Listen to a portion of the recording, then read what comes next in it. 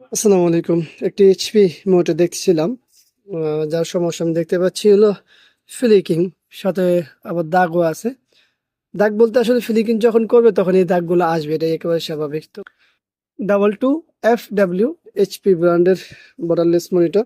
সমস্যা আমরা দেখতে পেলাম হচ্ছে ফ্লিকিং। তো এই অবস্থা হলে আমরা সাধারণত যা দেখতে পাই সেটা হলো যে এই যে ডিসিডি ডিসি আছে, এটি গরম হয়।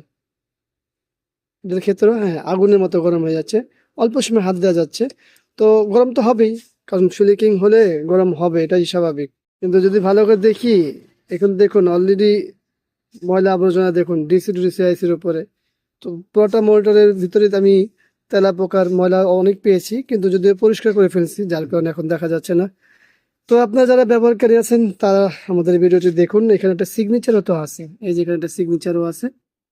তো যাই হোক, আমরা চেষ্টা করবো সর্বোচ্চ রিপেয়ার করার। আপনারা যারা ব্যবহার করেছেন তারা সঙ্গে থাকুন, যারা ইউজার আছেন তারা ভিডিওটি স্কিপ করে চলে যান। দেখি আমরা কি করতে পারি, সঙ্গে থাকুন। আপনারা যারা আমাদের সাথে কথা বলেন সর্বপ্রথমেই বলেন যে ভাই এই ধরনের সমস্যা হলে ভাই আমার মনিটরটা কি রিপেয়ার হবে। তো চলুন আমরা দেখি যে এই মনিটরটা আমরা চেষ্টা করে কি রেজাল্ট বের করতে পেরেছে। দেখুন, আলহামদুলিল্লাহ পরিপূর্ণ হয়েছে।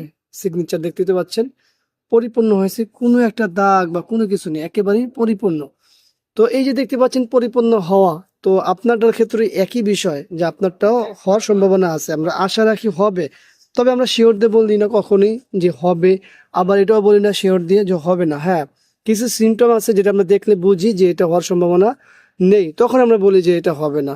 যেরকম ফিজিক্যাল ড্যামেজ বা ভেঙে গেলে ওটা রিপেয়ার হবে না, ওটা প্যানেল চেঞ্জ করতে হয়। তো বর্ডারলেসের ওই প্যানেল ভেঙে গেলে ওটা তো হবে না, ওটা তো আমরা যে কোনো মুহূর্তে যে কোনো সময় যে কারো ক্ষেত্রে বলতে পারি যে এটা হবে না। কিন্তু মনিটর এখনো খোলা হয়নি, এর আগেও রিপেয়ার হয়নি, সেক্ষেত্রে আমরা ভিডিও দেখে একটা জায়গায় আসতে পারি যেটা হওয়ার সম্ভাবনা থাকে। তো আমরা সেই ক্ষেত্রে সবসময় বলে থাকি যে হওয়ার সম্ভাবনা আছে, বাকিটা কোনো চেষ্টা। তো এটার ক্ষেত্রেও চেষ্টার পরে কি রেজাল্ট দেখতে পাচ্ছেন, আপনাদের ক্ষেত্রে একই বিষয়। তো সবাইকে ধন্যবাদ জানাচ্ছি ভিডিওটি দেখার জন্য। যারা ইউজার আছেন তারা অবশ্যই এই ভিডিওটি আপনাদের উপকারে আসবে, কারণ হচ্ছে এই ধরনের সমস্যা আপনাদেরও হবে যারা ব্যবহারকারী আছেন। তো যারা ব্যবহারকারী না, যাদের নেই, তাদের তো এই সমস্যা হওয়ার কোনো প্রশ্নই ওঠে না। তো যাই হোক, সবাইকে ধন্যবাদ জানাচ্ছি। ভিডিওটি ভালো লাগলে লাইক করবেন, শেয়ার, অবশ্যই আমাদের এই চ্যানেলটি সাবস্ক্রাইব করবেন, পাশে থাকবেন বাটন চাপ দিয়ে রাখুন। আবারও দেখা হবে ইনশাআল্লাহ অন্য কোনো বিষয় নিয়ে। আসছে মধ্যে এখানে বিদায়। আল্লাহ হাফিজ। আসসালামু আলাইকুম ওয়া রাহমাতুল্লাহি ওয়া বারাকাতুহু।